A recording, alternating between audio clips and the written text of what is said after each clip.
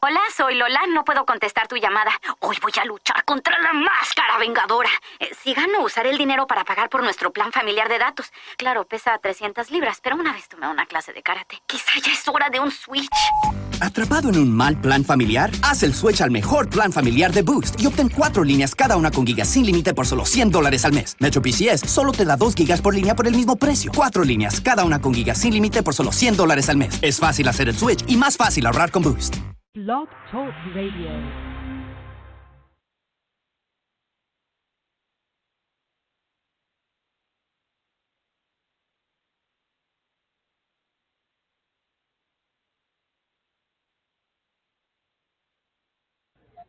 What's up, everybody?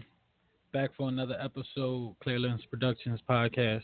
Got Ashley, Carmella Simon coming on. Last week we had Patrica, one of my best friends. This is a friend of Patrica's. We're just going to divulge a little bit into the verdict of Philando Castile. I put a couple videos up on my Facebook page. There was one with his girlfriend and his daughter. There was an altercation he had with the officer. I also put up the interrogation that Diamond Reynolds, his girlfriend, had to go through, all on my Facebook page. If you guys want to check all that out, we're going to be discussing some of those things. I'm just waiting for Ashley to get on any second now. We're going to get right into it.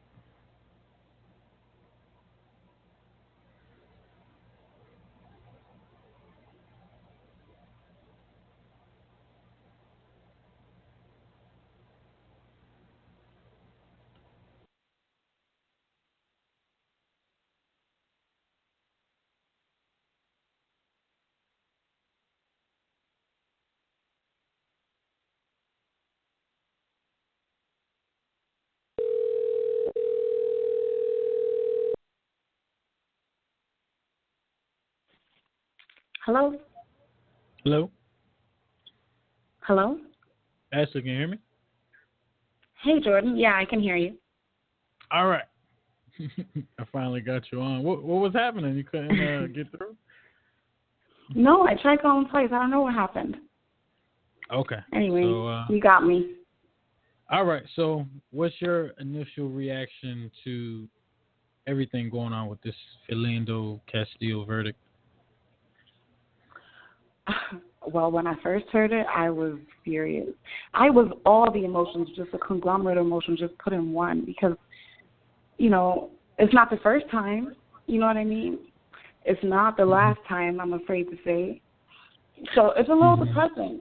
It's a lot depressing, actually. Yeah. And, you know, my thoughts are everywhere because I just don't understand how an officer who everyone saw murder this man was ruled not guilty. I don't understand what is not guilty about that video, about that, what happened on that day last year. I don't understand how that officer could have gotten free. You know what I mean? Like, yeah. It's heartbreaking.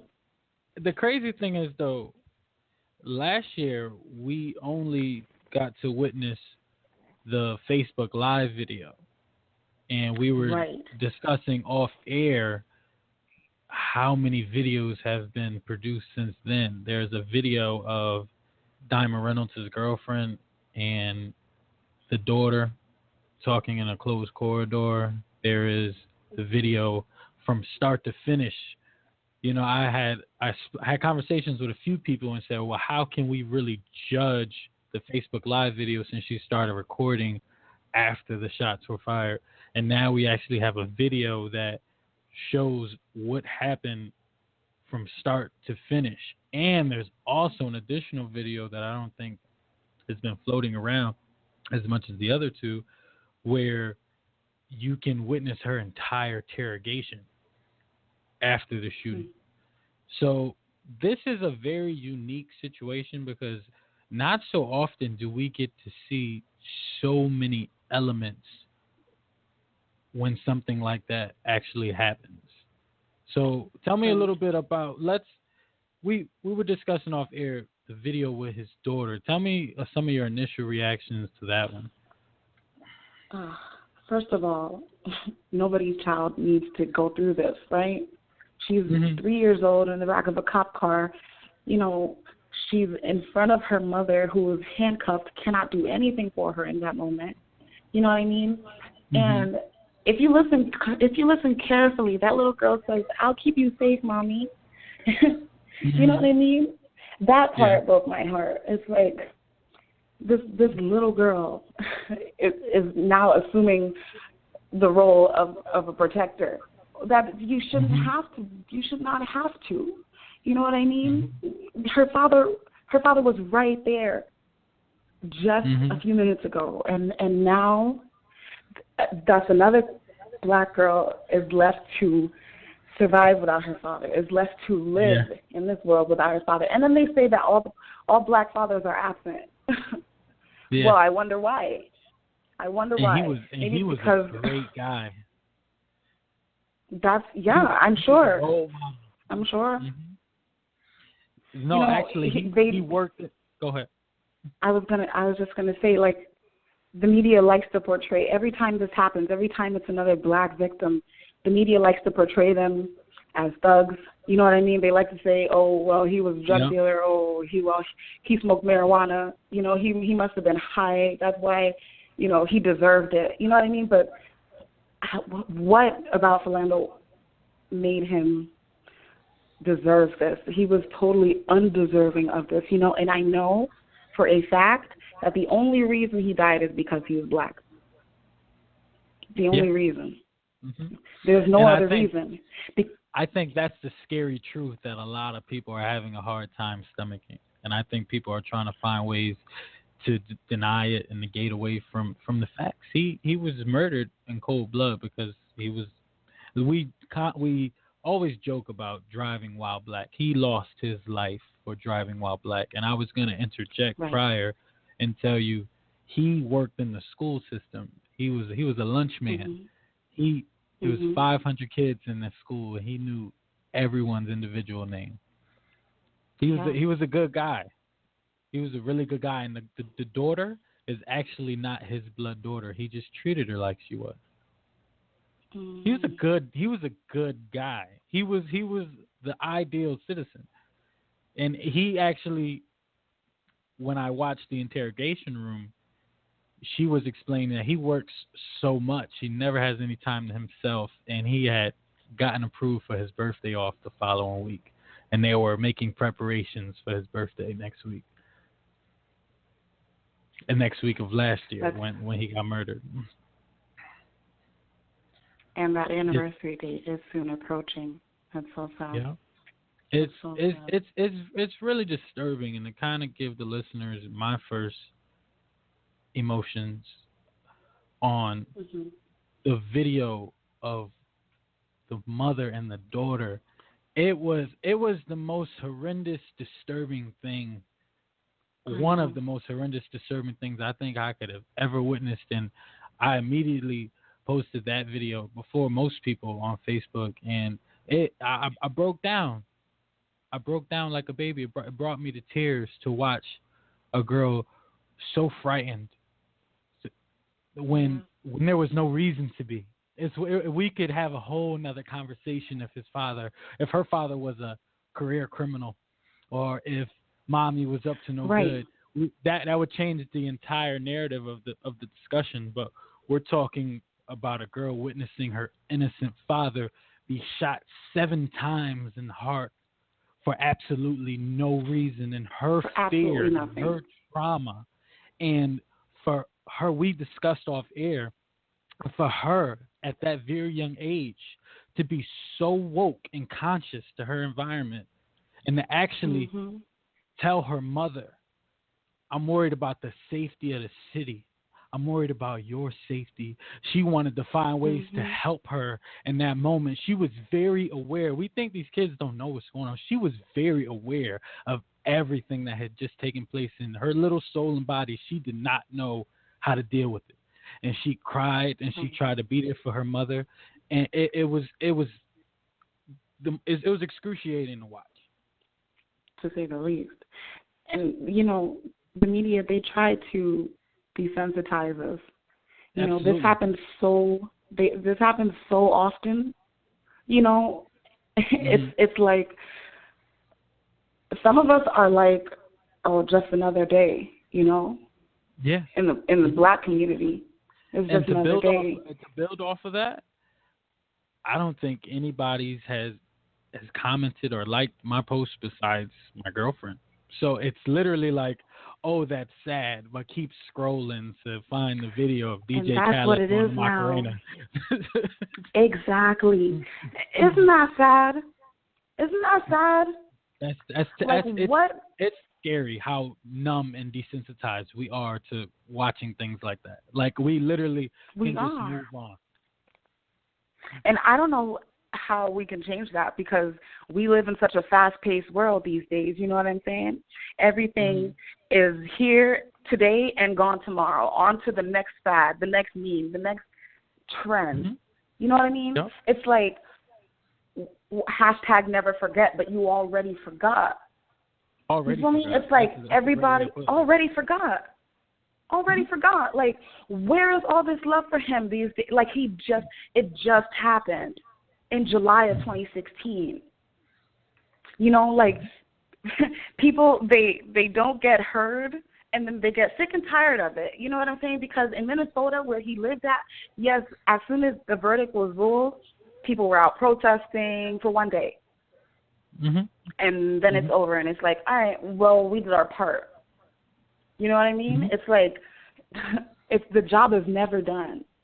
The job is never done. Until things change, there's still a lot of work that needs to be done. A lot of work. And it's not just where these things happen, but it's all over the world.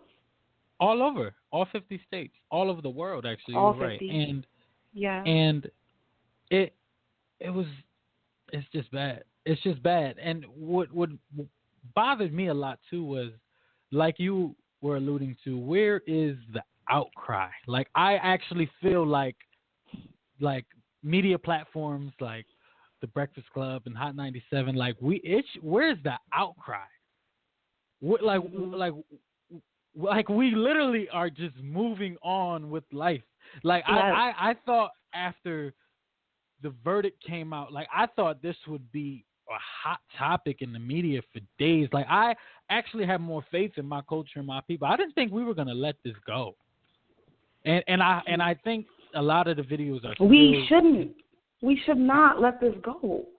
And I hope I see a change, because I know some of these videos just came out today, actually. So I hope there is some kickback from our media platforms like Wendy Williams and Hot 97, Power 105, our Black entertainment. Oh, this ain't no hot topic for Wendy. This isn't. Wendy is more concerned about Beyonce's twins, all right? Let's keep it a buck. Nobody cares about this because it hurts. You know what I'm saying? It's too real. And yes, it's on TV, but if it's not within arm's reach, it has nothing to do with me. That's how people perceive it. You know what I'm saying? If it's not in my direct community, it has nothing to do with me. But it has everything to do with you. Let's have a discussion about that, Ashley, because I can tell you we recently had someone murdered by the police in our city, and we weren't in communication at the time, so I never got to hear your opinion on this. But what I can tell you is there were a lot of coons trolling Facebook. So even when it's something in your backyard and it's close to home, these house niggas will find a way to deny it and have self-hate and tell you to stop being such an activist and go about your life. Right. So really, we get to a point where we get to a point where nobody cares. Like you were saying, because it's all the way in Minnesota. No, we are at a point where if it happens in front of you, the white supremacy. It gets about a day. It gets a Facebook post. You know what I mean? If you put it on Facebook, you did your part. Mm-hmm. You know what I'm saying? If you just tell everybody, hey, y'all, I'm woke, then you don't actually have to work out here. You don't have to do anything for real.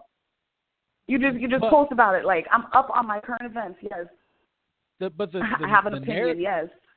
The narrative that I'm trying to express to you is that even with things happening in immediate attention, like right there in your backyard, no matter what the details of the situation are, what I'm trying to explain to you is people still don't care. Like when the young man Jason Negron was murdered on State Park Avenue in Bridgeport, there was an outcry of negativity on social media.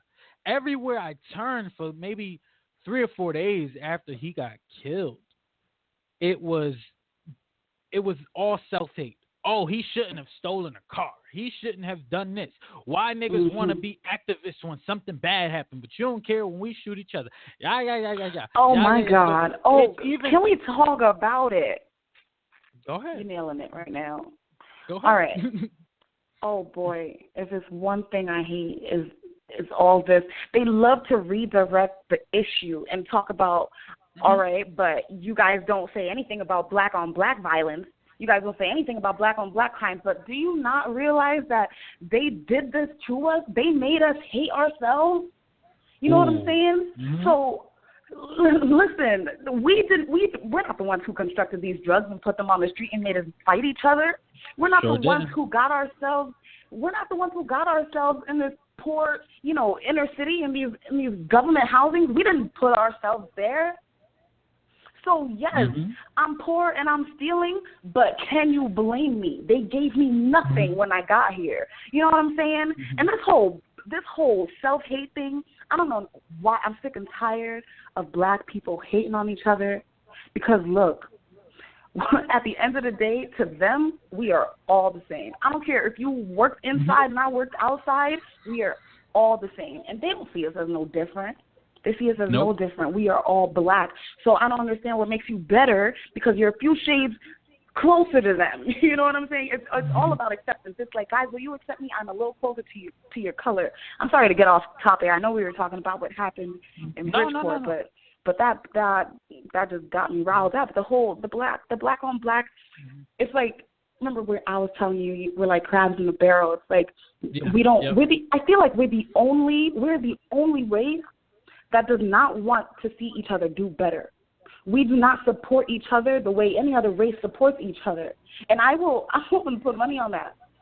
Because you go to Latin-owned businesses, and all you see in there, Spanish people.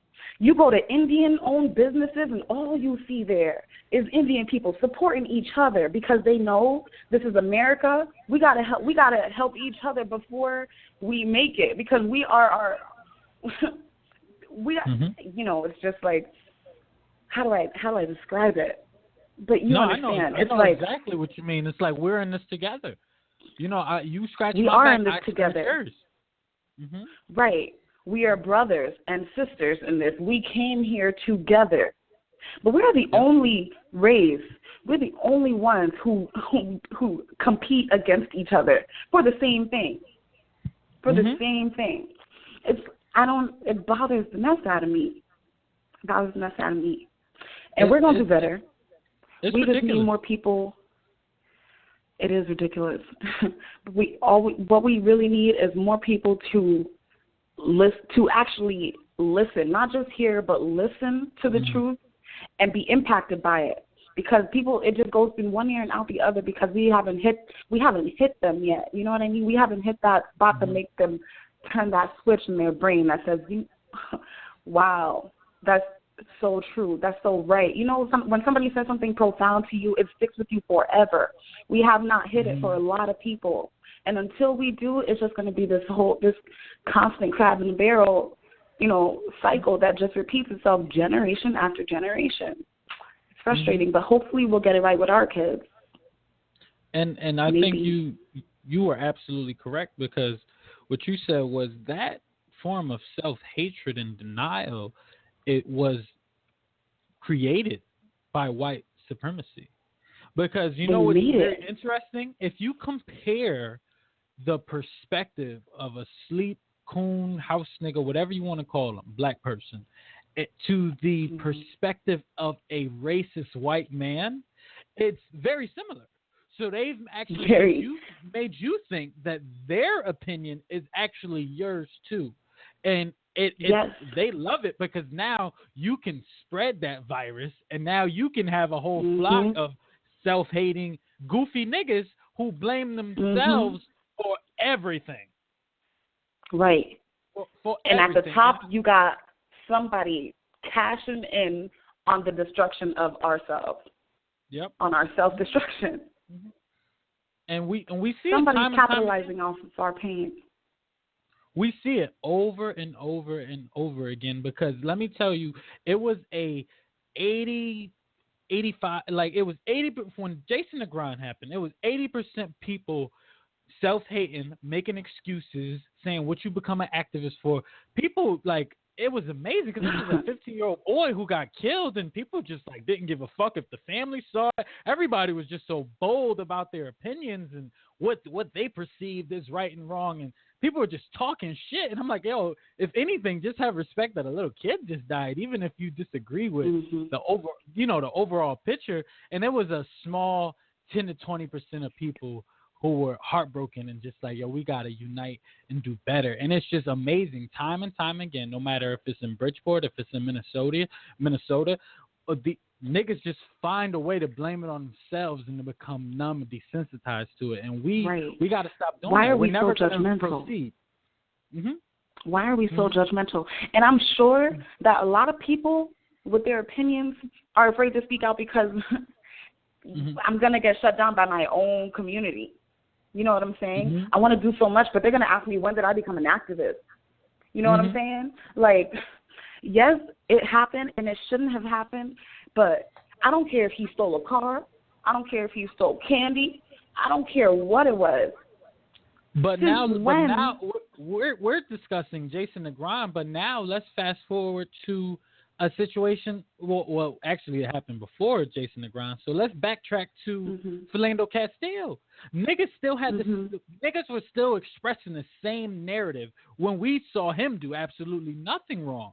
So if you go and watch some of Trevor Noah's recent videos, he basically breaks down in one of his videos. He says, we've come to a point in time now, we've watched on footage, what does a black man have to do not to get shot? Because he says we always move the goalposts. We always move the markers.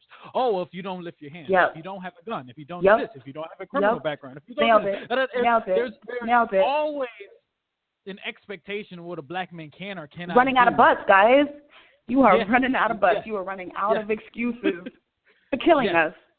For killing us. Exactly. And now it's just, I feared my life. You notice that all of these police officers, armed guards with training, and you know how many weapons they got on their holster. It's like, did you really have to resort to killing me when you got a baton, when you got a taser, when you have your hands? Did you really have to resort to that gun? Oh, I felt my life was in danger. How many cops have used that same excuse? It's a perfect excuse, and I'm sure that their defense attorney that is paid for by the state or whatever is telling them, all right, so this is going to be your plea, not guilty, pleading in self-defense. This is how we're going to tell it. You know what I'm saying? We're how talking do you about even a man sleep at night? We're talking about a man who had his seatbelt on. He had his seatbelt on. He had the seatbelt on. His daughter is in the back seat. But does this look like a dangerous man? I saw that video. I couldn't believe how quickly that police officer escalated that whole situation. I'm happy you said that. It went from traffic stop. Diamond Reynolds said in her interrogation that he fired more rounds than he spoke words. Those were her exact words. Yes. True. And Trevor Noah mentioned in one of his recent videos as well, there is a lot of people are going into the police academy racist already, but what Trevor Noah touched on also was these guys are trained to hate and fear black people as well. Like I'm sure they are. We got to get into that. Like it's designed to be that way. Yep. I'm sure when they're doing target practice, when they have a target practice, how much you want to bet they got a hooded black man in a photo? You know what I'm saying? That that they're trying to aim for. I'm so pretty damn sure. You know what? I got a fun fact. I got a fun fact for you, and I heard this at a Professor Griff lecture in New Jersey a month and a half ago. Professor Griff said before Trayvon Martin happened, I think maybe 6 to 8 months before Trayvon Martin got killed, white men were at shooting ranges, and the targets were black hoods with a can in one hand and a bag of candy in the other. That's what they were shooting at at target practice a year before Trayvon Martin happened. You see? So you're absolutely right. So for anybody who's listening going, oh, these conscious motherfuckers is making shit up. No, we dead serious. We dead serious. They were having target practice at black hoods with Arizonas and Skittles in their hand. They were practicing. So this isn't hypocrisy. We need to reconstruct the entire training in the police academy. Like, we need more thorough, mental evaluations. We need more black people becoming police officers, because these communities that, I don't know what the population is in Minnesota, you know what I'm saying? But I don't know how many black people live there. I don't know the demographic. But these police officers need more exposure to black people, because obviously we're all a threat. And we've always been a threat, though. As far back as I can remember, for as far back as there's ever been interactions between white people and black people, there has always been this intimidation of us. Always. Like, you can go back, like back when we used to be slaves, they used to still be intimidated by us because they made us work so hard. We got buff, we got bulky, we got stocky and strong. They got scared. You know what I'm saying? So they started chaining us up. You know what I'm saying? It's like I don't know why they are so intimidated by just the physical, by just the way we look. God forbid we get an education. Now we're lethal. You know what I mean? It's like, how on earth, like, I feel like the most lethal weapon there is an educated black person. Because then change is finally going to happen. Finally going to happen. But I'm going to go left a little bit, because I'm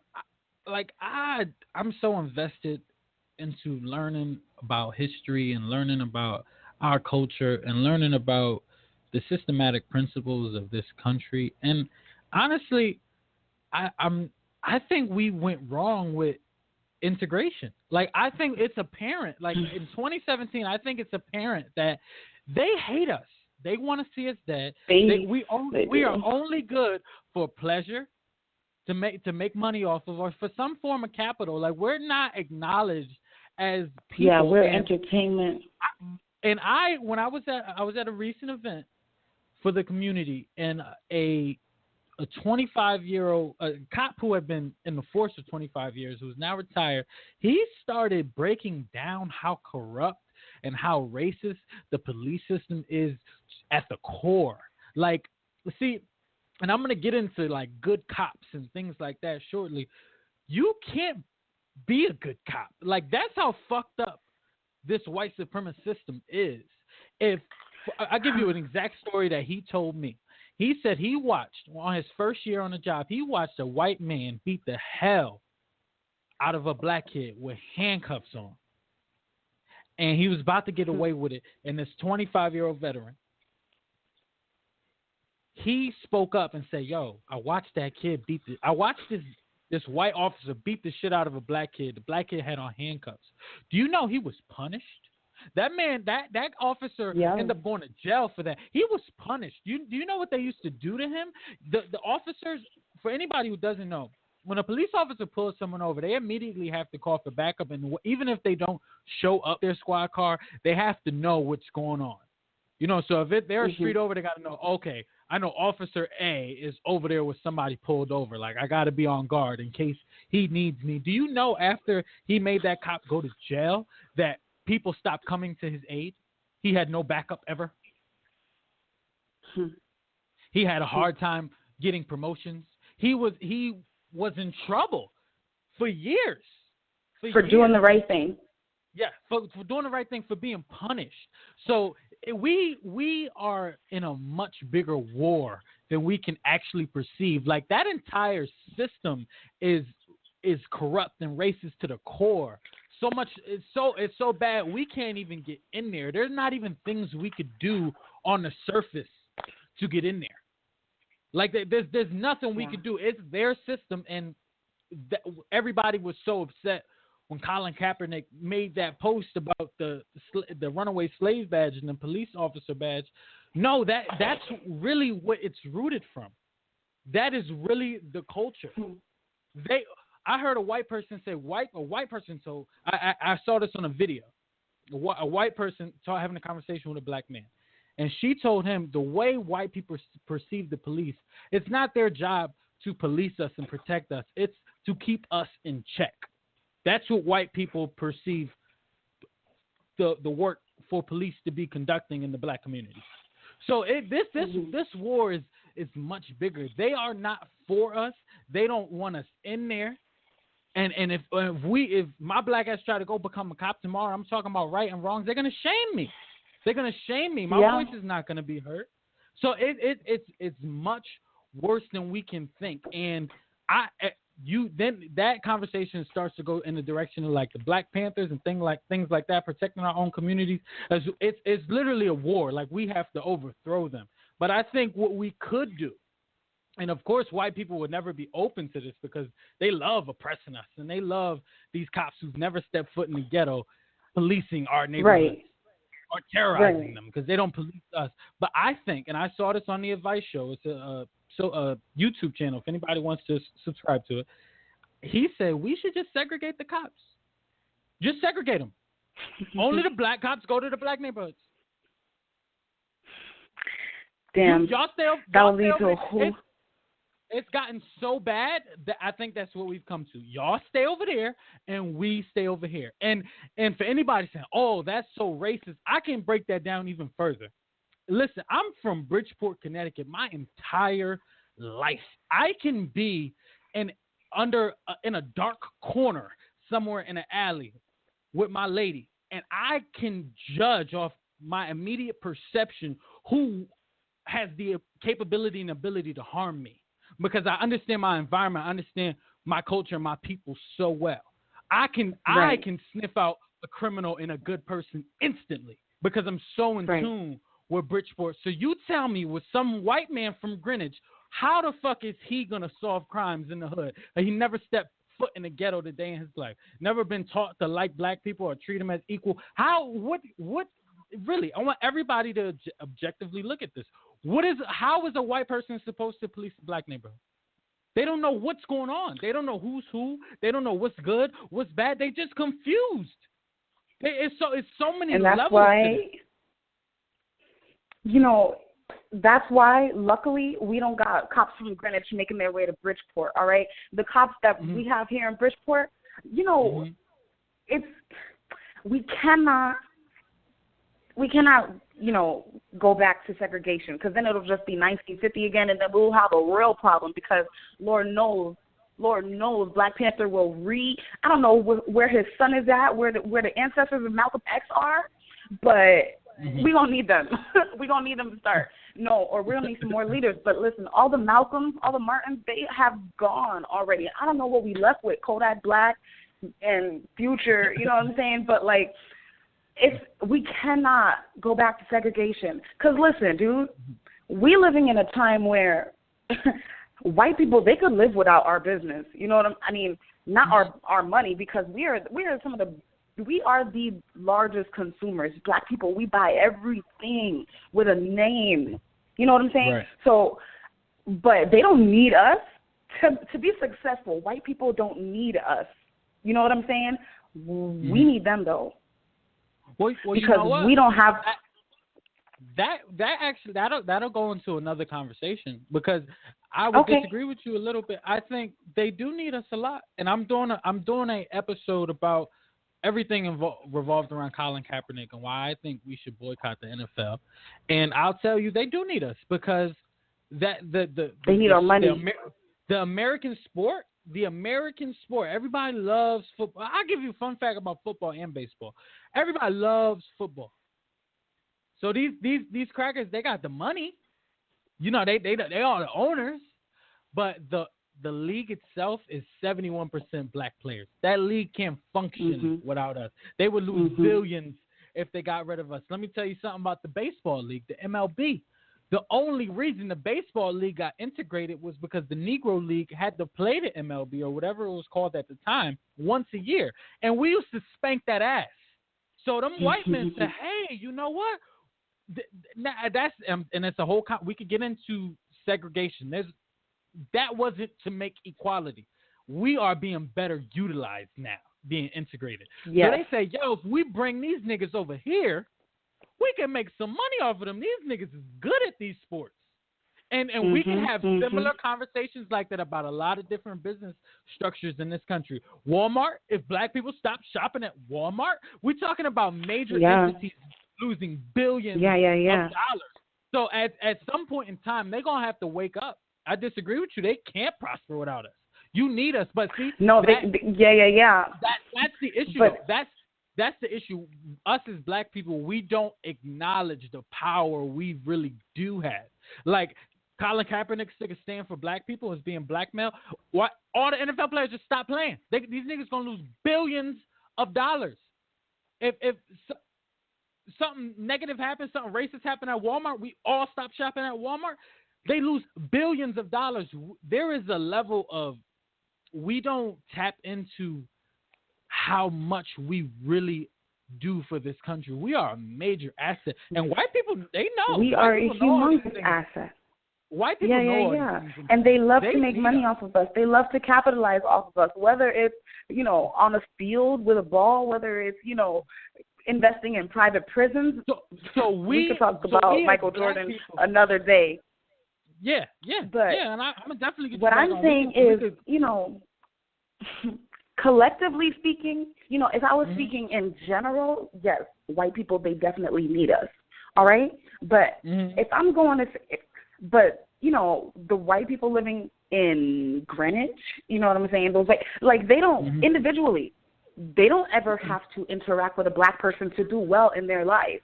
You know what I'm saying? They could never meet a black person ever and still be successful. But us, as black people, there is nowhere we can go to just, interact with black people. It's like we have to know how to interact with these people because they're the majority. You know what I'm saying? We can't go to the doctor's office without seeing them. We can't go anywhere without seeing these people. We need a lawyer. Odds are he's going to be a white man. You know what I'm saying? We need to go to the police department for whatever reason, God forbid. Everything is controlled by them. It's like we have to know how to not only interact with our own people, we know Ebonics, but how do we interact with these white people? Because, listen, there's not a thing in this world. I wish this weren't true, but there's not you cannot, as a black person, live your life and never interact with a white person and be successful. They run everything is what I'm saying. But in general, no, we are the largest consumers. We buy every polo, anything. We buy anything with a name brand. We are the largest consumers. You don't see successful, rich white people buying that stuff. Rich white people don't buy Gucci belts. You know what I'm saying? They don't. You know, we are the large consumers because we have too much to prove for whatever reason. They need us, yes, because they love our money. That's why they they give us a ball and they tell us, go out there and do what you love and we'll give you several million for it, because they're getting more anyway. A couple million. Not what that matter. I'm making billions over here. You know what I'm saying? But, but I tell you what, Ashley, like I'm over it though. Like I'm really losing hope because when we see things like Philando Castile happen, I think it's very evident and clear that these white people don't give a fuck, and they've convinced a lot of our peers to not give a fuck. So I honestly, and I know there's a lot of people who will give me backlash who disagree with me, but I don't think there is no progressive step forward without chaos. I don't think we figured this. It needs to be chaotic, out. man. I don't think we figured this thing out until the Civil War too. I don't think until. Thank you. I honestly, and I hate saying that, but they don't give a fuck. I don't think we make any racial progress in this country until we demand it. And we say, yo, we're equal, are we going to shoot you? We're equal, are we going to blow shit up? We're equal, are we going to burn your house down? It has to be that vicious and that violent and that aggressive. And I know people will disagree with that, but I don't care because when you can watch an innocent black man with his daughter get murdered for no reason and to make an excuse for it, you don't care. You don't have any kind of sensitivity towards a black life. That pretty much put the nail in the coffin for me. So I'm like, we are not going to make any racial progression until we start fucking shit up. That's it. Until we and what I mean by fucking shit up is we have to dismantle the system and break it in half. We are never going to be able to find our place in the system. I'm over that. These cops are never going to go to jail. Black men are never going to get out of jail. We're always going to be in jail at disproportionate rates. Like all but of these there is a way, things. Jordan. What? You tell me. There's a way. All right, now I'm totally with the Civil War too. I'm with that, and I do believe it takes a revolution, something crazy and just so profound to really switch things up. Lord knows it's going to take something really big. But I really think that, you know, if we want to do this gradually, because that's the only way it's going to happen, it's not going to happen overnight. Trust me, we've bombed, you know, we've blown up police cars.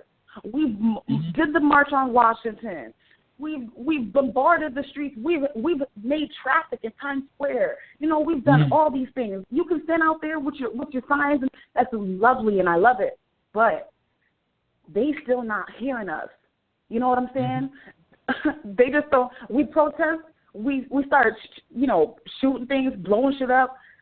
All that's going to happen, they're going to tear gas us and lock us up, dude. That's not how it gets done. What happens is we take the positions of power. We snatch their seats right from under them. How do you do that? What makes you passionate, dog? Is it politics? Is it this policing? All right, then you become that cop that changes it. You become that detective. You become that congressman, that lawyer, that judge. That's what I'm saying. But black people, they don't like to work for it. You know, a lot of us do, and a lot of people, you know what I'm saying? All right, I'm sorry, but I'm on a roll, okay? Go ahead. A lot, and it's unfortunate that a lot of our opportunities have been robbed from us. So a lot of us that want to do something can't because we're shackled mentally. You know what I'm saying? But if it makes you that furious, right? If it's you know, robs you of your sleep at night, what can be done about it? You become that position of power that can take the seat. That's why I'm saying knowledge is power. Nothing is more lethal than an educated black. And I'm not saying you don't have to go to college to make a difference. College makes a difference, but you don't have to go to college to make a difference. I'm saying educate yourself. You know what I'm saying? But if you want to be that judge that says, no, you're guilty, then you better go to court until you can. I feel dual. Like I feel both elements because I feel like we can do all of those things, and I actually participate in doing all of those things in my community, and I think that can give us a better shot at unifying and being a force to reckon with. But I still feel though like there is only you can only get but so far. Like I told you that story about that cop who was retired. You can only get but so far before they close that iron door and go, whoa. You're not going to get in the inner circle of white supremacy. This is how we operate the world to get it to do what we want.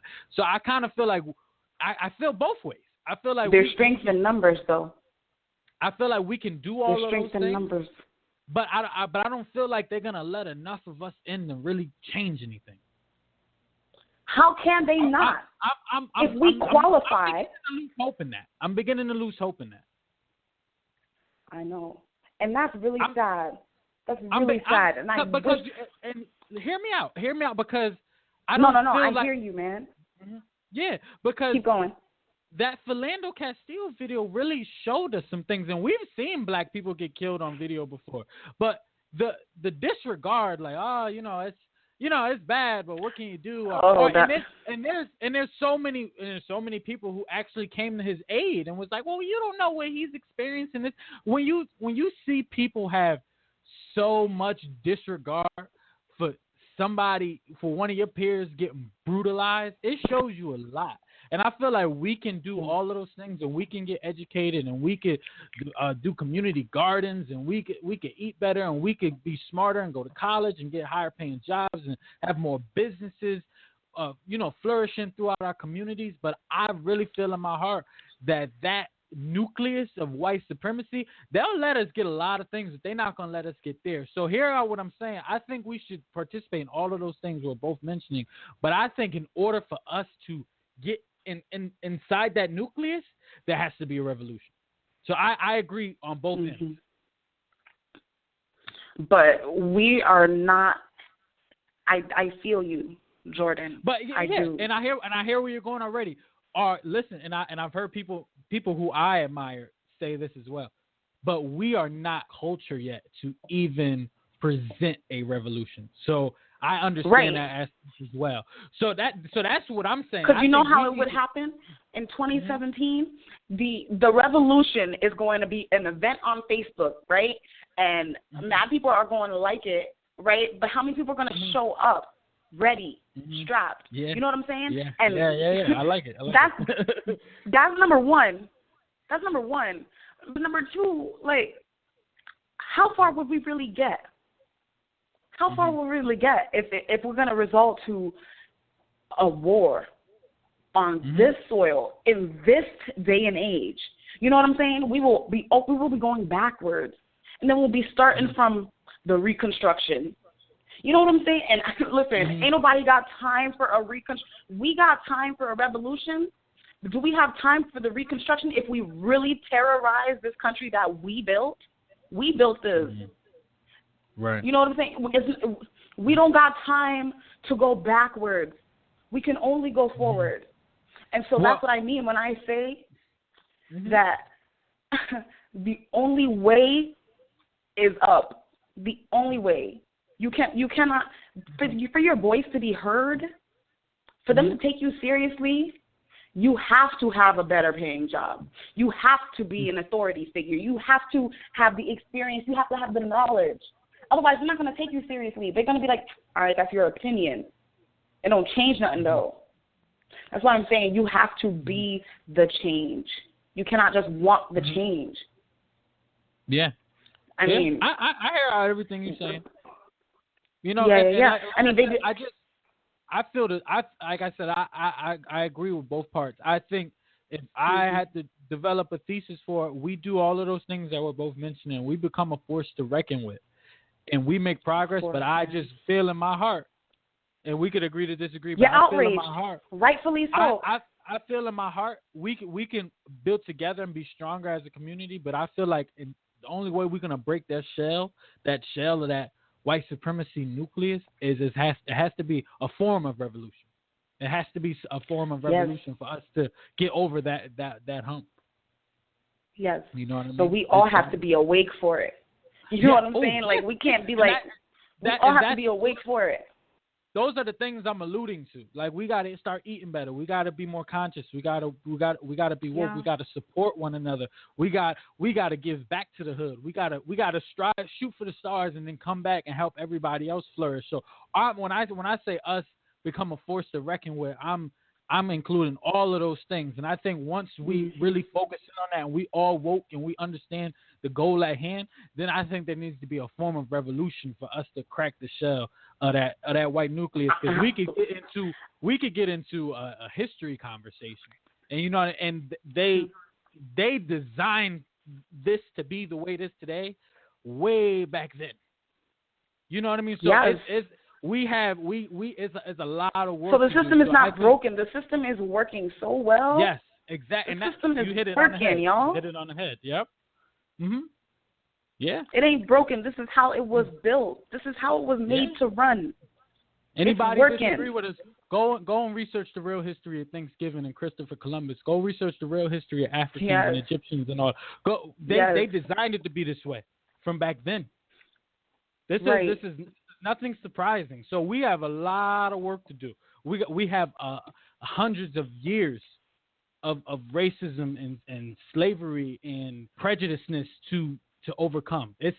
We are and I keep realizing that the more I learn every day, we're in such a big war than what you think. Such a big war. Yeah. It's much bigger than people can imagine. They think it's just a video on Facebook. This shit goes back hundreds and hundreds of years. The videos on Facebook, that's what desensitizes us from it. That's what takes us. That's what makes us numb to it. It's like, oh, did you share that? Oh yeah, I saw that video yesterday. But listen, I'm all for the revolution. I'm all for the revolution. Okay, and I'm ready and I'm waiting because I know it's coming. There's been too much. So much is just brewing. You know what I'm saying? Yeah. But once that lid flips, dude. There's going to be no stopping. They're not. I tell you what, we get in there. Because now when I go outside, niggas is talking conscious. Like, niggas these days. Like, yo, they do. Everybody, people are more in tune with, like, the 5% nation. People are more in tune with, like, spiritual African traditions. Like, motherfuckers know what's up. Motherfuckers know everything Donald Trump doing. They know what's happening in the world. They know all the names of niggas who got shot. And let me tell you something, Barack Obama presidency, it wasn't like that. So niggas is awake. We leading up to, like you said, the lid is going to pop sooner than later. It's coming. Yeah. You know what I mean? It's coming. I feel it.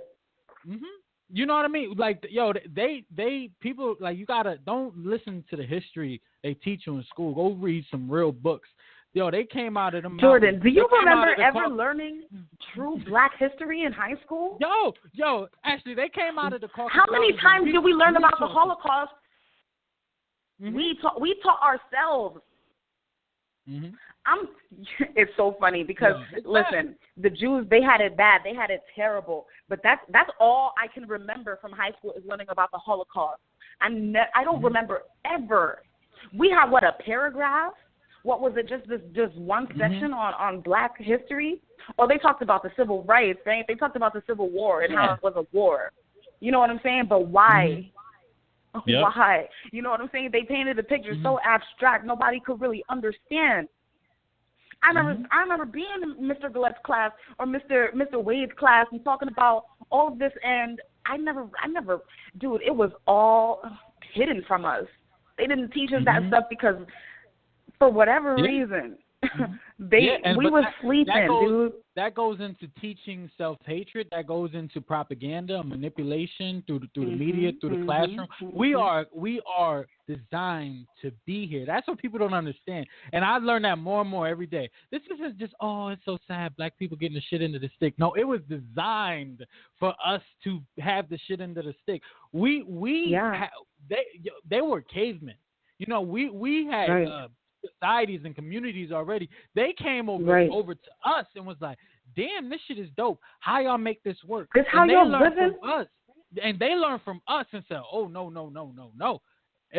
We got to find a way to manipulate this and make us ours because we're going to be number two to them. The original white men was like, oh, no, we're going to be the minority. We got to find a way to make this system. They created ours so we could flourish and we could be okay. There's too many of them. Like, this white supremacy goes back deep. And anybody think I'm making this shit up? Go read some books on real African history. No, don't go to no textbook in high school. Go find a book on real African and Egyptian history, the real beginning of time, the real story of Thanksgiving and Christopher Columbus. Go read some real history. This white supremacy started from the beginning of time. Right. This is not a mistake. Right. This was not an oopsie. From racism to colorism and everything in between. Yeah, everything in between. Everything.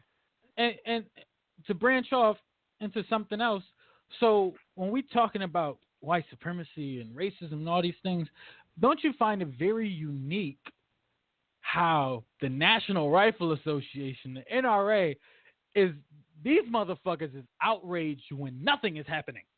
These motherfuckers is talking about how good guns are and how they gonna keep them, how nobody gonna take shit from us when nothing the fuck is going on. Now we have it's my constitutional right. Yes, it is. Now look at Keep this. going. I'm sorry.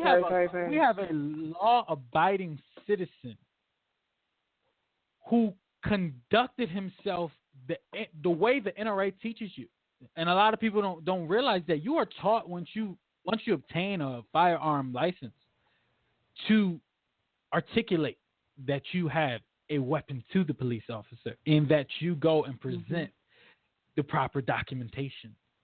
We're talking about a law-abiding citizen who was murdered for legally carrying a gun, and the NRA has been silent. These associations, these groups, they're not for us. Because if that was a white man, we'd be having a parade somewhere right now. If that was a white man who got murdered by the police for legally carrying a firearm and conducting himself, we try to make a holiday out of it. Conducting himself the way the NRA teaches you, hell would be breaking loose right now. And it was a white girl, and a white woman and a white girl. Oh hell no! We would everybody be flipping up, throwing cartwheels everywhere. This should be all over CNN. Be a main topic on ESPN. It would be everywhere. The NRA don't care. The NRA don't care about black people. They don't really want niggas to have guns anyway. The NRA is outraged when nothing is happening. So we have a law-abiding citizen who gets shot for legally carrying a gun and doing everything that the NRA advises you to do when in the presence of a police officer, and y'all motherfuckers don't have nothing to say? Bullshit. Bullshit. It was the cop's gun that did the shooting. It was the cop's gun that did the killing. All right? Like, it's ridiculous. I'm so sick of this. I'm so sick of this. I'm so sick. Like what more has to be? What more can you say? Philando Castile did everything he was supposed to do. Everything he was supposed to do, and still that cop went from 0 to 100 after he found out that this black man has a firearm in this car. Then he escalated. He got his tone. He increased his volume. He acted like he was in trouble at that moment. You see the video? He went from being calm and collected to don't, boom. And it's funny because he got off scot-free, but they fired him. So he's not a good enough cop to be a cop no more, but he don't have to be punished for his actions. So it's like the police department where he worked, they know what he did wrong, but the rest of the people, they don't. And then it's not even a judge who made that decision. Then they promised it's the jury that made that decision. But let's get into the jury. 10 white jurors, 2 black jurors. That's the bullshit I'm talking about. How is that any kind of fair? How is that fair? That's the bullshit I'm talking about.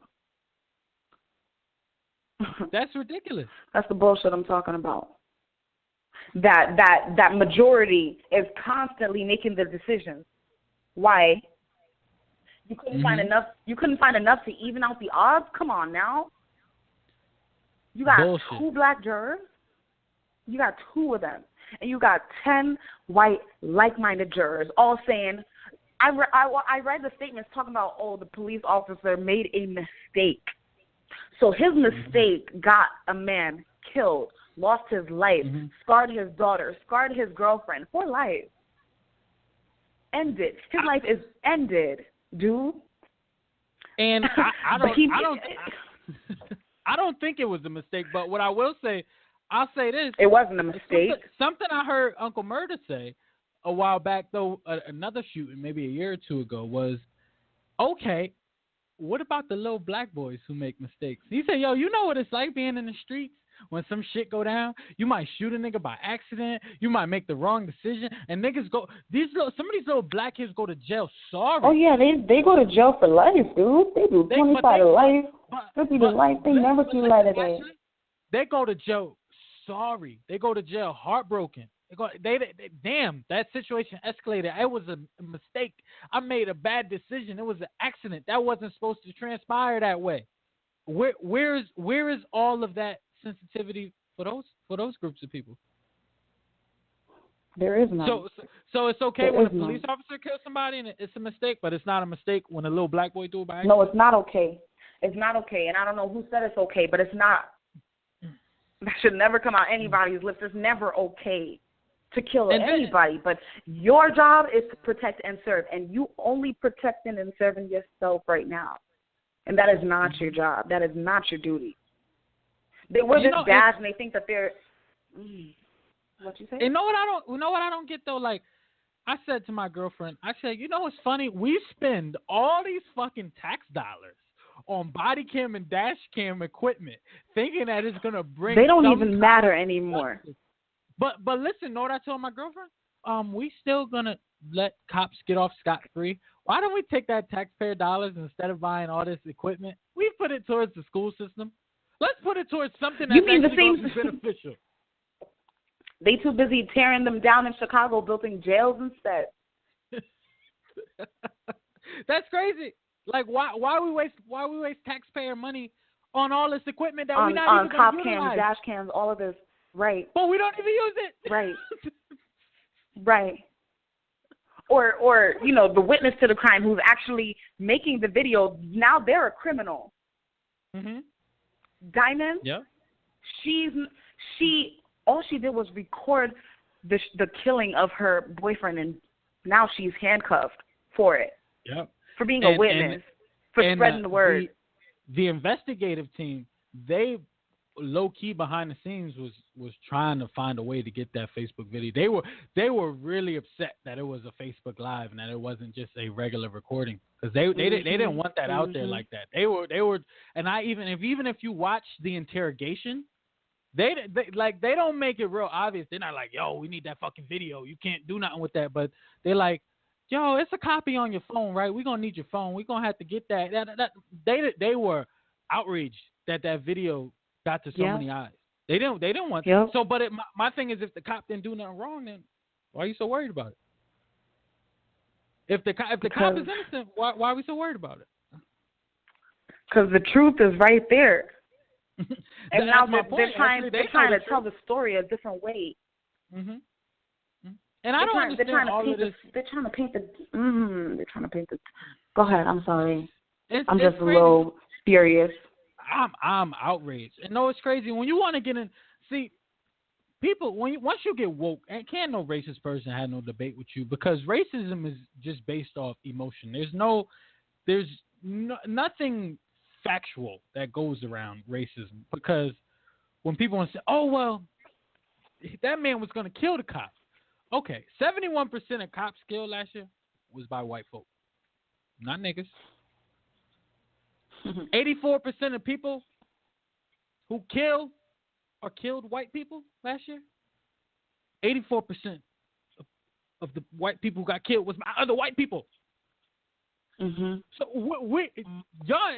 where is the level of fair? Where's the intensity towards your culture? Because y'all are harming y'all police and y'all harming each other. Right. Everybody want to talk about black on black crime. White is just as much black on black crime as there is white on white crime. You cannot debunk my argument with that. I think it's 84% to like 90%. It's the same shit. And 71% of people who killed cops last year was white people. So what are we? Where does this fear of black people come into play? Fear is in the melanin, Jordan. It's not based, and that's what I'm getting at, Ashley. It's not because people want to talk statistics and they want to talk society. Let's talk numbers, because when you look at the numbers, that shit don't make sense. So you are absolutely right, and that's where I was going with it. You just hate black people and you scared of black people. This is not about odds. This is not about percentage. This is not about statistics. As if we were living in American society based off numbers, we would all be terrified of the white man. Because the white man is more likely to kill a cop. And a white man is just as likely to kill his peer as Pookie from the projects. Don't let them confuse you. Don't get it twisted. If you want to compare crime and evilness, oh man, they love redirecting the conversation. They love they love mentioning. Well, yeah, cops kill black people, but black people kill black people. Shut up. It's not about that. First of all, let's stay on topic number one. Mm-hmm. Yeah, absolutely. I mean, it's funny because most people making those kind of creating those kind of debates and arguments, they don't even know those statistics I just named. They don't. Yes, they don't. You walk outside, you are 84% likely for a white person to come and kill you before my black ass. And if you are a cop, you are 71% likely for a Caucasian person to kill you than my black ass. But that's, like you said, that's not the narrative. And that's not the depiction that they create in the media. Like, we got to wake up, people. Like, we got to wake up. That ties into what we were just explaining about our history. We've allowed them to recreate our narratives and tell us our history and what we should or shouldn't be doing. They've put blindfolds on us. Yeah. Yeah. And all of these points intertwine with one another. Because when a black person doesn't know those statistics we just discussed, that's where self-hate comes in. Because it's really niggas walking out here, and that's whenever I have a conscious conversation with a sleep black person, that's the first argument. Whoa, nigga, how we gonna expect them to love us if we kill each other? Well, they kill each other too, just as much. Mhm.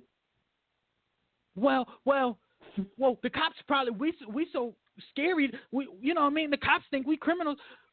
Niggas be shooting at the cops. White people kill the cops more than us. And no, it's crazy. Next time anybody's listening to have one of those debates, just say those two statistics. You watch a nigga whole facial expression change. Mm-hmm. You could go from talking to a completely sleep black person to somebody saying, nigga, what? They want to hear more what you got to say now because you've lifted the blindfold off their eyes now. And I'm like, what you got to say? Now, if we can only get them chains off your brain, then we'll start making changes out here. We sleepwalking. We sleepwalking. We sleepwalking for sure. Mm-hmm. Mm-hmm. We are sleepwalking. Sad fact. You know, and I want to touch on what actually took place at the scene. So I got a few notes here. One of my notes, they said, a scientist said in the courtroom that due to the trajectory of the shots this officer fired, he could have very easily killed Diamond Reynolds and their young daughter. Yeah. So it's funny though because he was very adamant about saying, I was only trying to shoot him. I was only pointing at him. Can you imagine? Could you imagine that? And no, it's funny because niggas still wouldn't be mad. But could you imagine? Niggas still will be asleep. Right. They'll find ways to deny it. But could you imagine that? He could have very easily killed the entire family. He really could have. And then what would it be? Would it still be an accident? And know what else? If he kills the whole family, the world never sees Diamonds live either. Facts. When they found Philando's gun, it wasn't even fire ready. The gun wasn't even ready to be shot. Wasn't it in the glove compartment? He didn't even have it on his person. He did have it on him. He did have it on him, but it wasn't. Was it in the car? They said it wasn't fire ready. I'm not a shooter, so I don't understand guns. So I don't know if it had ammunition in it, but they were saying something about the chamber. Like he couldn't. Pretty much, long story short, he couldn't have just pulled it out like a cowboy and be like pow pow pow. It wasn't fire ready at all. Yeah. Mm-hmm. And this man, he shot him 7 times. 7 bullets. 7 bullets. You spazzed. You went crazy. Poor man. What you need? And he had a partner. And he still thought that was necessary. They shot him 7 There was times. 2 officers present. And you know what else, Ashley? It's something I pointed out to my girlfriend. I've been preparing to have this conversation with you all day, and I've watched that video so many times. And one of the first things I noticed about that video was he's getting pulled over for a traffic stop, right? Mm-hmm. But the minute the cop gets out the car and starts walking towards his vehicle, he already has his hand on his gun. If you pull this nigga over for a brake light, what you ready to shoot for, my nigga? You already got your hand on your gun, and then something else he did. Once he shot him, Ashley, watch this. When you watch the video, you could look at the numbers on the bottom of the screen. He held that gun in front of that man for about 5 minutes, I think. Let me tell you, and some people are gonna go, "Oh, that's protocol, this and that." Listen to this; it gets even better. So once his backup and everything arrived, we're talking maybe 10 officers on the scene now. Do you know they had to push him? One of his Caucasian peers was like, "Bro, you could put the gun down and back up. I'm here." And he literally went crazy. He went crazy. He had to shake him up. His peer, not no reporter, not no investigator. No, one of his peers, a fellow officer, had to explain to him, "Bro, I'm here to relieve you. We got it from here. Back the fuck up." He had to get aggressive with him. It wasn't like, "Oh, I got it from here." He was like, "Yo, I got it, bro." He had to get aggressive with him. This nigga was in a trance. So that conversation's... Go ahead. I want to hear you think on that. It was probably his first nigga that he killed. He's in shock. You know what I'm saying? At the very least, he didn't go there with the intention to kill. So I could see where he must have been shocked, what the hell did I just do? I'm in trouble right now.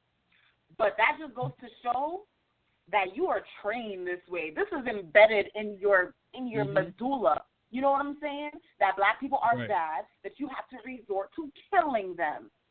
You know what I'm saying? He probably did realize what he did after the fact, but shit, Philando's already gone now. He's already gone now. You cannot take it back. And that just goes to show that this is embedded in you. This is ingrained in you, that black people, for whatever reason, are a threat. So he may have been feeling regret, and he couldn't pull down that gun, and he just wanted everybody to see him in his position, in his final position. That's why he couldn't put the gun down. Listen, I don't know what was in his head, except for the fact that black men are bad. You know what, Ashley, though? At the same, we got to look at, though, we human beings, and, saying he was in shock is a reasonable argument and debate, but I'm going to mention a few other things before we get off. There was not a slight sign of any sympathy. And my mother told me I don't know exactly the video, but my mother saw a video of a cop shoot a black man for a misunderstanding. It was very similar to the Philando Castile thing. He thought he was reaching for a gun. He was reaching for his wallet. It gave him confused instructions. And the cop went to his aid and was crying "Yo, you scared me. I didn't want to shoot you. Why'd you do that?" He was saddened. I didn't want to shoot you. I'm so sorry. It was the level of sympathy. This nigga didn't care. You held a gun in a dead man's face for 5 minutes. And then when he went, and one of the last things I'll touch on is his conversation he had with like the investigator person. There was no remorse. He was angry at Philando. I told his ass. He was cursing his friend. Right. Why'd he do it? There was no acceptance. There was and not one point, at least from my visual point of view in that video, did he take any responsibility or have any level of sympathy. Not at one point did he go, "Oh my God, what did I do? I'm so sorry. Oh my God, I did that in front of his daughter." Nothing. He said, I fucking told him. I told him. I'm not being extra. This is how he talks in the video. This is how he was. Yes. This is how he spoke. Fuck, I told him not to do that shit. Fuck. And then he refers to him as, what did he refers to him as the dude. Like not the gentleman, not the man. I told the dude. The dude. Really? I saw that too. I remember that. He was making his story right then and there. I told him not to. You told him not to what? You told him not to what? And something else he said. He instantly starting to blame anybody but himself. Exactly. Even though he's the reason why this is happening right now. He refuses to assume any responsibility for it. Ooh, that made me so livid. Ooh, that made me so mad. No responsibility. Actually, you can hear him say, Ashley, "Yo, make sure you call for backup and get the road blocked off." Nigga, yo, you just murdered somebody. You worried about traffic, nigga? Yes, because what? If they see what's happening right now, there'll be more Facebook Live videos of this. Dude, there'll be chaos right there where the crime happened. Block these streets and let's compile the story. Let's compile the story before this can make headlines. He wasn't but it wasn't just him. It was his peers too. All of his peers are calling him buddy, pal. They're referring to him to positive, enlightening gestures. Like it's all good. It's just another day on the block. It's nothing crazy happened. I witnessed from no one, and know what? No, it's crazy. We see this constantly with our culture because we saw a lack of sensitivity when Jason Negron got killed in Bridgeport. They over here, they were like, he was already handcuffed, dying, and they rolling him over on the street and shit. They looking at him, fidgeting with him. Like, yo, really? and then they left this boy handcuffed in the street for like 6 hours, talking about the investigative team was behind schedule. You left somebody's son on the concrete for 6 hours, so this is not new. Yeah. We constantly see a lack of sensitivity when it comes to our people. Nobody cares. Mm-hmm. And that's why people think I'm crazy. People think I'm crazy because I compare situations like this to Sandy Hook. Like, yo, we all these poor children got murdered in the school, and there was this outcry, and we were all so sad, and we do all these different events and parades and community gatherings, and we're trying to change the gun laws and this and that.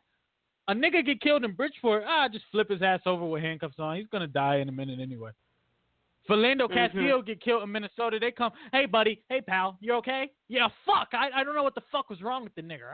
Fuck. Is he okay? Is the officer okay? Are you asking the officer, is he okay? And no remorse, no sympathy, no sensitivity towards black life. You're going to hold your gun in front of this dead man for 5 minutes. Come on, bro. Like, at the end of the day, badge or not, no matter what color you are, like, we all humans. We are all humans. And I really feel like at this point, it's gotten so bad. I'm not supportive of any cop at this point, unless you are coming out boldly saying, "I disagree with that. I don't respect that from my peers. We need to make a change." Right. I heard a cop on Hot 97 say, "Well, I don't know the details of the case." Fuck you. You just as racist and ignorant as the redneck. Yep. I know what? I told my girlfriend this morning because I was livid. I was livid after I watched the video. I said I am tired of subcategorizing everyone. well, this cop is not a racist, but he don't really do much for the black community, but he always turn a blind eye with something bad, but he's a good guy. Well, Sarah, my friend at work, she's not a racist, but she never cares when things like this really happen, and she kind of says condescending things, but I think she's a good person. I'm tired of trying to figure everybody out. Mm-hmm. If you're not for us, you against us, and that's the code I'm living by right now. So and I put it on Facebook. I said, fuck the good cops, fuck the bad cops, fuck the white cops, fuck the black cops. Unless you are standing up for us and going, that looks crazy, and in no way, shape, or form can I consider somebody like that my peers, and we need to do everything as we can as a union and as a community to make sure that never happens to anybody else, because that is explicitly heinous. Unless you have a stance like that, fuck you too. Fuck the police to you too. Yeah. I don't care how many times you go and mentor in the prisons and how many times you go and talk to niggas in school and tell them to go to college. Unless you are standing up as an... Go ahead. You know, it's funny because my friend was talking about that today, and I could not agree with you more. It's like, yeah, the good cops that they show on social media, on the news or whatever, they're not in any real position to show their righteousness. They're giving ice cream to a kid. You know what I'm saying? This is not a challenging situation. Of course that cop is gonna be good because there's nothing really going on right here. But where show me the good cops to me are the ones who would, stand up when they see an injustice, when their partners are doing something wrong. It's not the cops that go, and hand out balloons in the community. Fuck all that shit. You know what I'm saying? Like, it's not about that. Where are you when the times get tough? I see your true colors. And that's when I'll make my decision whether you're a good cop or a bad cop. That's how I feel. You can do this job every day when it's easy. When it's easy, it's real. This is the best job in the world, right? Everybody loves you. You're giving out ice cream. You know what I'm saying? I remember in the terrace, these cops was actually passing out ice cream. Like, look at me. I'm a cop. I'm handing out ice cream. You know what I'm saying? But let it be a situation that happened with Philando when you have to really exercise that justice or that you so crazy. Let's keep it in our backyard, Ashley. Where was the outcry from his peers when Jason DeGron got killed? How many cops did you see standing out saying that's dead wrong? I can't support that. No, but see, and me and Patrika had a minor conversation in my last episode. These niggas and we kind of just spoke about it earlier too, about the nucleus of white supremacy. We are all assimilated. We all assimilate into this white supremacist culture. So guess what? That black man, he can't say nothing about, oh, that's wrong, because he's going to lose his job. But I'm so fed up to the point now, I'm like, I don't care. Get another job. We need to come together and talk about what's right and what's wrong, not about your paycheck at the end of the week. So I have little sympathy for the good cops at this point. Unless you are using your platform and using your voice and fighting with us to say that's wrong. But now a lot of these niggas, like, well, I don't know. Every situation is different, and I don't know what happened in the court, and I don't know. Right. And you can't feel like that about all cops, because there are some good. I don't care about that bitch ass conversation no more. If you're not with us, you against us. And I feel the same way about regular day-to-day civilians on the street. I don't want to hear about, well, you have to objectively look at it, and you don't know what you would do if you. We could end the conversation right there. You not on my team. We don't even have to debate. You over there, I'm over here. I'm tired of I don't want to subcategorize people anymore. Either you with us or you against us. That's it. Because you hear when cops speak up about these things, they want so much sympathy. They're like, oh, you don't know. My job is dangerous. And I don't care no more. Are you standing up and saying that's wrong and we not going to tolerate that? No, you assimilate into the system. So you not for us. Straight up. I don't care how many ice cream cones you give out. Crazy. It's ridiculous. You know what I mean? And if you even look at the case and the way they begin to slander Philando's character, like he literally went from this loving. That's the first thing they do. That's the first thing they do. He goes like, from all right, let's find some dirt on him. He went from a polite, loving gentleman, this great father, a leader in the community, to a drug dealing, drug abusing psychomaniac. Like the guy actually said, I thought he was. This cop actually alluded to something of a nature where he said, "Oh, I thought he was going to kill me and his family." So when you pull him over, now he's and then something else. He adds all this stuff in later. Like when anybody reads when he talks about the marijuana and he talks about, oh, I thought he was a criminal. All that came later, and that's the last thing I'm gonna do before we hang on. I'm gonna break down his conversation at the scene. All of that stuff came later. So when you pulled this man over, he became a psychomaniac who was gonna kill you and his family. He was a criminal from a crime you had solved previously, or he was a suspect. He was a drug dealer. He was a drug abuser. He was aggressive. He was scary. Like, because you pulled him over for a traffic light?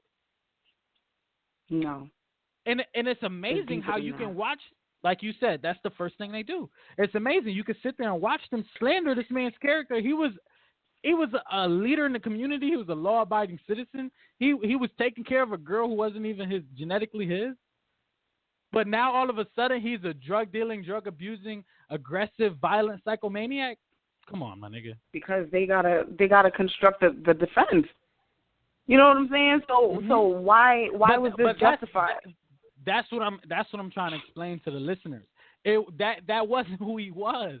Like the first thing they do is slander somebody's name. They add all these asterisks. That's the first thing they do, and they always do this with black people. They always try to slander us as. You know, we're victims in this, and then they're still trying to justify why the killing was justified, was right, why it had to be done, why he deserved it. They did the same thing with Trayvon Martin. They did the same thing with Eric Gardner. They did the same thing with Sandra Bland. You know what I'm saying? That gets me so mad. They really said Eric Gardner deserves to die because he was selling cigarettes outside the corner store. Charlena Lyles. Charlena Lyles, pregnant woman who just got killed by the police last week. I mean, Come on. The list goes on and on and on and on. Sean Bell, he was killed on his wedding day. You know what I'm saying? But they love to paint the picture like we're bad people. We're just trying to live, dude. At the end of the day, we just want to be left alone. Frederick Douglass said it best. For real. We just want to be left alone. Just leave me alone. Nobody cared. There was no sensitivity. Like I told you, even in the interrogation room, they had said something to her like, "Oh, well, we're gonna bring your daughter to the hospital for like therapy and shit." And she was like, "Ain't no coming back from this." And then she said, "There's none." And then actually, he was in critical condition. I think he died on the scene, but they were telling her he was in critical condition, and they got the news during the interrogation. Yo, actually, do you know they tried to continue the interrogation after she got the news that she just lost her boyfriend? They're like, okay, all right, I know that nigga dead, but back to these questions. Right. Listen, what you got to ask me? I was right there when it happened. And then people think I'm crazy and I'm angry and I'm violent. No. Yo, this woman, her daughter is traumatized for life. And her man is gone, and you want to ask me some more questions, nigga? You ain't got nothing to ask me. Yo. And she kept her composure. Oh my God. Even after Trevor Noah pointed seconds. that out. Yes, I saw that video. She still called him sir. Still called him sir. Still did not forget her role in this. Because she knows that if she slip up, that baby girl's going to be an orphan now. You know what I'm saying? Still called him sir, knowing he don't deserve it. Knowing that in this situation, Lord knows, they chose, listen, if it couldn't have been me, thank the Lord, because I could not have kept my composure that well to still give this man respect after he just murdered my husband, my man right in front of me. Shit. That just goes to show we are far better equipped for inclusion than they are. They was never ready. They never wanted us to be included. They never wanted us to be integrated like the way we are. They don't know how to deal with us in social settings. They don't know how to deal with us. They just see us and then they stay away, but they don't know how to interact. Listen, guys, I'm so glad you pointed that Trevor Noah video out because it's really important that people understand that people listen to that people remember that she still called him sir. She never broke out of character. I know what she was really thinking. But she never broke out of character, and she still gave him the respect that he demands in that badge. Like he deserves that badge. Like he deserves that respect to be called sir. You're a monster at this point. There was no sir. Ooh, that made me. It just goes to show, man. It just speaks profoundly. Like she's still here, setting an example for that little girl in the back seat. It's ridiculous. Made me sad. So, meanwhile, you got the cops Uh-huh. Totally frantic. He panicking more than her. Blood all over her body. Mm-hmm. You know what I'm saying? He panicking more. I told him. What? Mm-hmm. Like I said, he went from a loving, caring dad who was a leader in the community to a murderer, to a drug dealer, to a drug abuser. A drug dealer. They love to blame it on the weed. He was a suspect in a prior crime. Like I thought you pulled him over for a taillight. Like you gave this nigga a whole new background. Like you rewrote his whole life story from one taillight pullover. Mhm. It's crazy. Mm-hmm. And so like I really paid I pay so much close attention to that last conversation, and people probably turn the video off at this point. But he is talking to what it sounds like to be an investigator, and she says to him, "Are you okay?" And like I said earlier, he was very vulgar. He was very loud and aggressive. He was very angry at Philando. He never took any acceptance in his behavior or what he could have done differently. So he's like, "I'm fucked up right now." She says, "I need you to breathe." And she asks him, "Which direction did you fire the gun?" And we spoke about this. He says, "I had it pointed down." But the scientist said the way he shot it could have ricocheted and killed everybody. And he didn't know how many times he even shot the brother. Why? You shooting anyway, right? But he lost count. He just started firing. Now, I never shot a gun before. What is it? Click, click, click, click, click? Is that how it works? So you mean to tell me, for how many bullets was it? 7? Mm-hmm. 7. Seven couldn't rounds. Get it together for 7. 7 rounds. And then you held the gun in front of his face for 5 minutes after you shot him 7 times. And Diamond Reynolds said he's shot more bullets than he spoke words. Mhm. So and that goes back to me saying how we need to police our own communities, because how could you know he was such a threat so quickly and then be wrong? Now, if this guy was a career thug and all, if a whole different story of Philando's background came out, we could say, "Oh, this guy had great judgment." No, like if for example, Philando came out to be a mass murderer, we'd be like, "Oh, this nigga had great judgment." Like now you talk about a guy who's a leader in the community who knew all 500 of his students' names in the cafeteria. Like, you dropped the ball, my nigga. You really dropped the ball on this one. So he starts to articulate to her. He says, "Oh, Philando," he's referring, now that this is the cop referring to Philando. He says, "He was sitting in the car, seatbelted. I told him, 'Can I see your license?' And then he told me he has a firearm." Now, when you watch the video, really pay attention to the video. Philando only gives him his registration. So this means Philando still had to reach in his wallet to surrender his license. So the cop says again, "I told him not to reach for it, and he went down to grab it. I told him not to reach for it." If you listen, Philando says, "I'm not reaching for it." I'm not. And you really have to pay attention to the video, because he had already received prior instructions to surrender his license. So the real reason that he told him about the gun was because he was going to see it. So he said he was, and his girlfriend says this during the interrogation. If anybody wants to watch that video, he was telling him like, "Yo, you're gonna see my gun. It's in my way, cause I got it." And the cop starts to refer to, "Oh, it seemed like something bigger and bulky than a wallet." His girlfriend says he had he's one of those guys who carry a thick black wallet with the rubber band on it. So he's articulating to the officer, "I'm going in my person to get the identification that you are requiring from me. But I want to make you aware so that you're more comfortable that I have a firearm in front of my person in order for me to surrender my license." And then the cop says, "He didn't tell me where the gun was. I didn't know where the gun was." You didn't have a long enough conversation to find any of that out.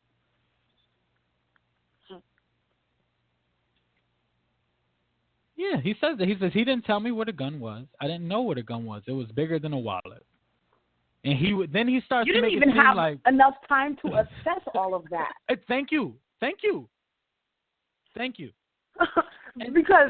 Philando had about 10 seconds between "I have a firearm" to his demise. So where did that cop have time to evaluate the difference in size between a bulky wallet and a gun he might be carrying on his... Something I said to my girlfriend, I said, but he is the cop. He is in control of that situation. So he could have pulled out his gun and pointed it at Philando and said, "Put your hands up. I don't know what we're doing right now. I'm confused." He could have told Philando, "Put your hands up," and put his gun on him without shooting and said, "What is going on? Let's slow down." He could have made him get out the car. He could have made him put his hands on his hood. There's so many different approaches he could have taken. He did a lot of assuming. And he gave Philando very poor instructions. Because you can't tell somebody one thing and then when they react, their answer or their reaction is different than what you expected, that you just go haywire. Because he wasn't expecting him to have a gun, but Philando's saying, "Yo, I'm doing everything you asking me to do. You're gonna see my gun on my person as I reach for my wallet, just letting you know it's here. But I'm gonna go ahead and get that license." This guy says, "Don't pull it out! Don't pull it! Boom, boom, boom, boom, boom, boom." Yeah. You didn't even. As if he said, "I'm gonna kill you." Yes, as you put it perfectly. Right. You put it perfectly. He reacted as if Philando said, "I'm going to murder you now." Right. And you people, just you so really you have to break down the context of that very short discussion. He had already received prior instructions. He was following the prior instructions, and if you want to be technical, he was making the cop aware of the firearm on his person so that the cop would be more comfortable and that he wouldn't act abruptly. Because he was saying, "I have to go behind the gun to get my wallet. I'm letting you know it's here. I'm getting my license." And this guy is not thinking he's about to die. So he's probably like, I would imagine Philando probably had his head down, even though this guy says he was staring in the gaze, which is bullshit. Probably bullshit. I didn't even hear Diamond say he was staring in some kind of gaze. He probably had his head down reaching for his wallet. He was like, "Nah, bro, I'm not getting my gun." And he's getting his license. And before he could even get his wallet out of his pants, he's dead.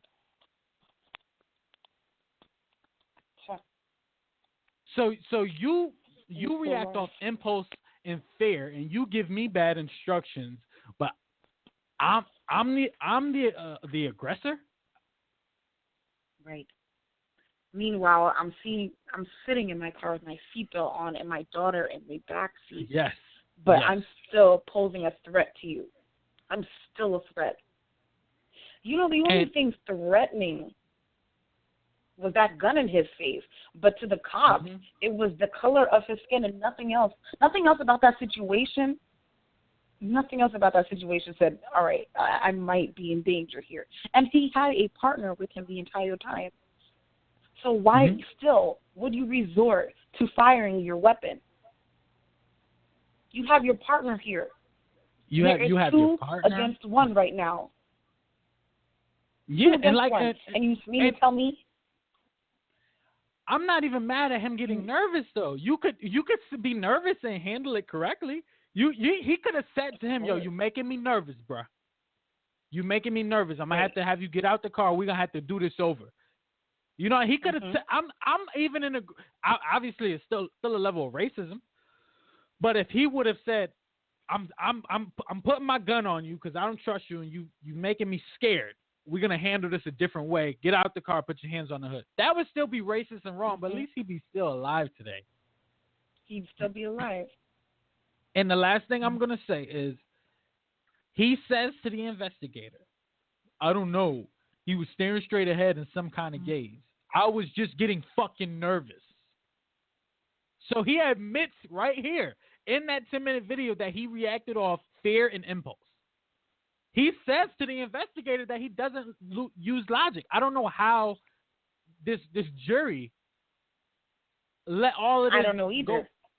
He says to the investigator in that video, I didn't use my judgment. I reacted off fear and impulse. He said, I was just getting fucking nervous. And then stumbles over his words. He loses his train of thought during the questioning. And he says, well, all I do know is I told him to get his hand off his gun. So not only you just say you reacted off fear and impulse, you saying you don't even know what the fuck happened.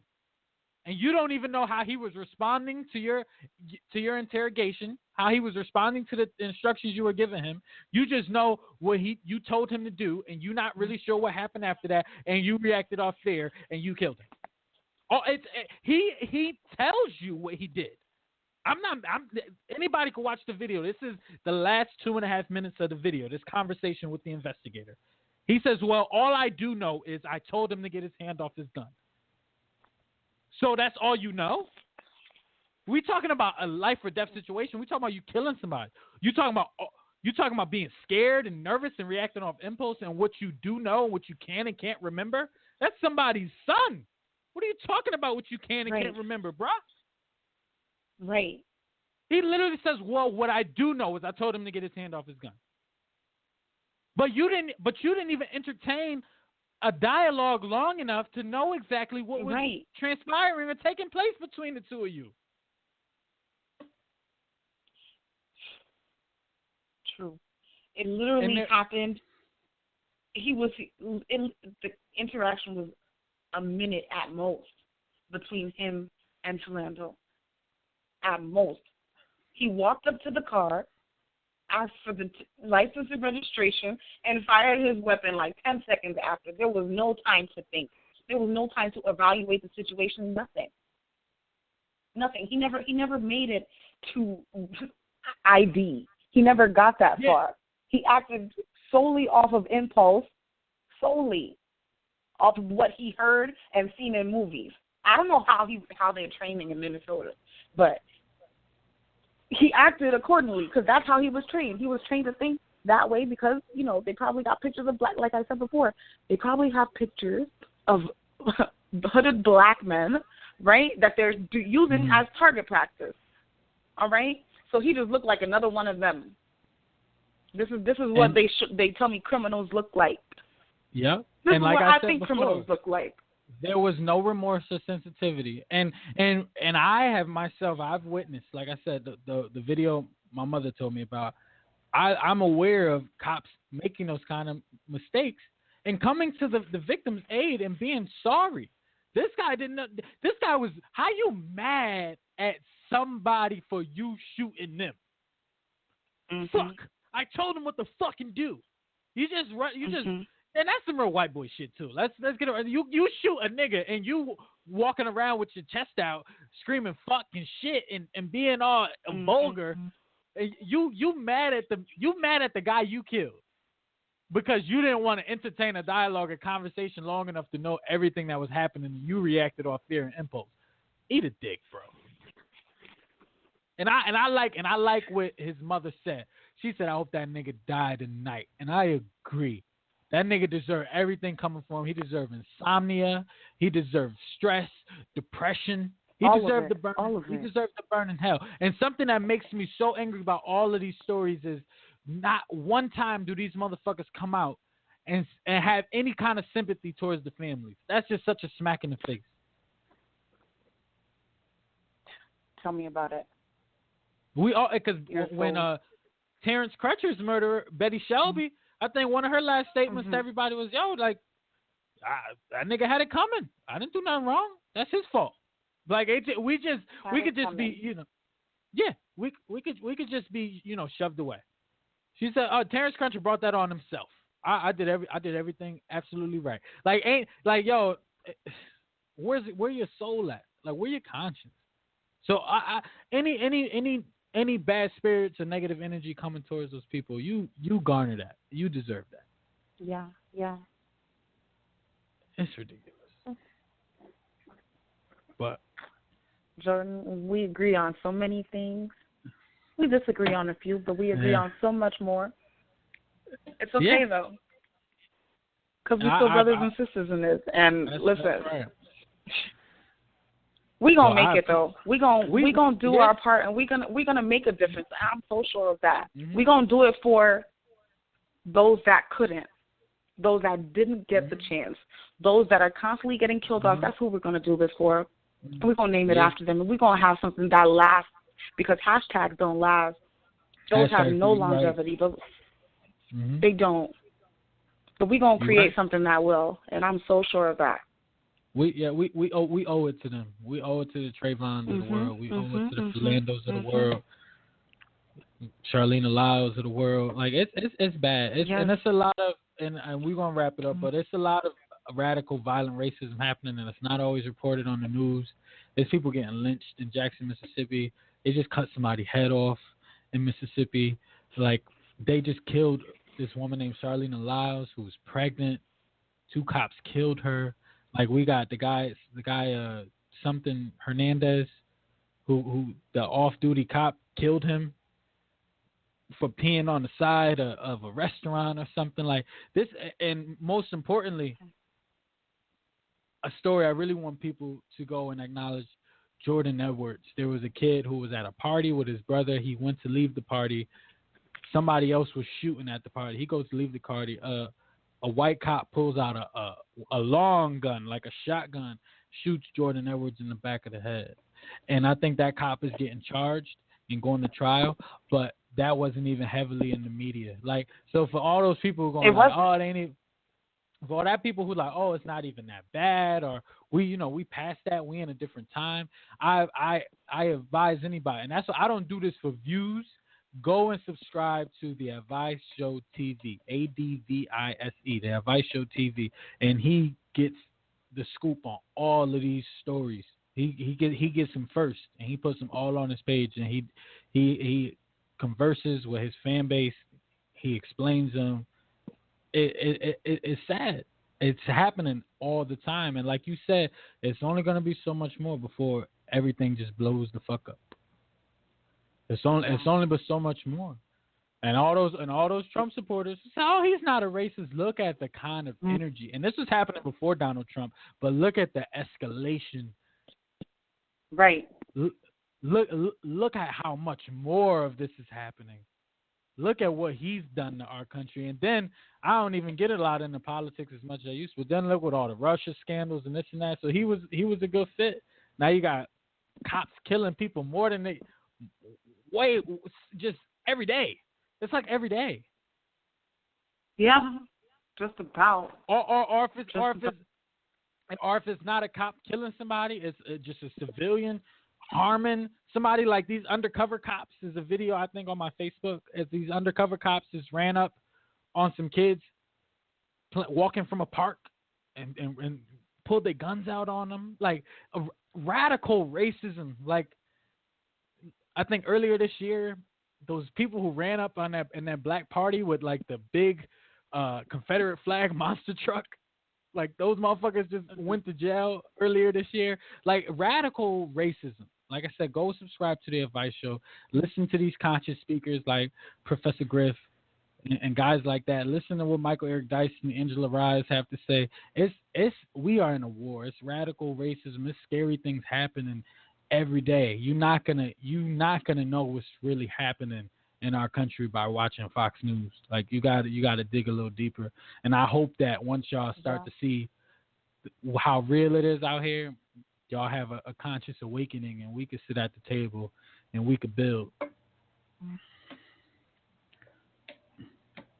Definitely. But I'm going to go ahead and sign us out. Ashley, you got anything else you want to say? I really appreciate you doing this.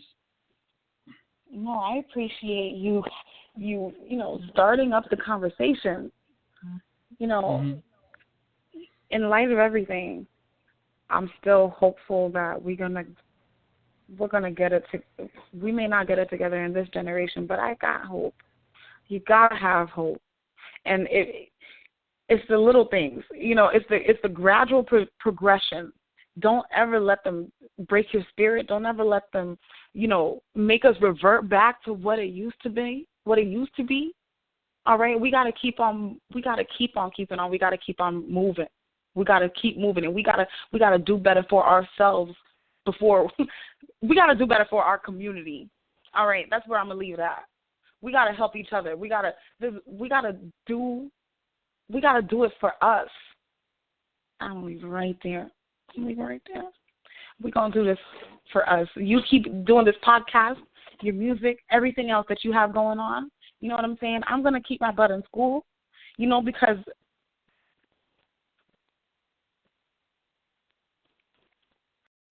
Hola, soy Lola. No puedo contestar tu llamada. Hoy voy a luchar contra la máscara vengadora.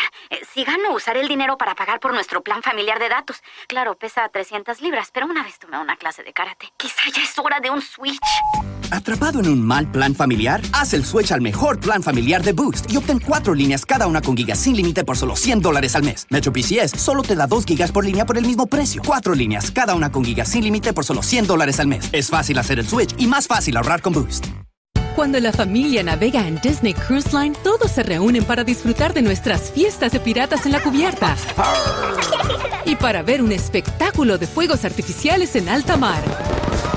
Sabemos que el tiempo en familia es lo más valioso. Por eso en nuestros barcos pueden compartir experiencias juntos como nunca antes. En montañas rusas acuáticas que se salen del barco.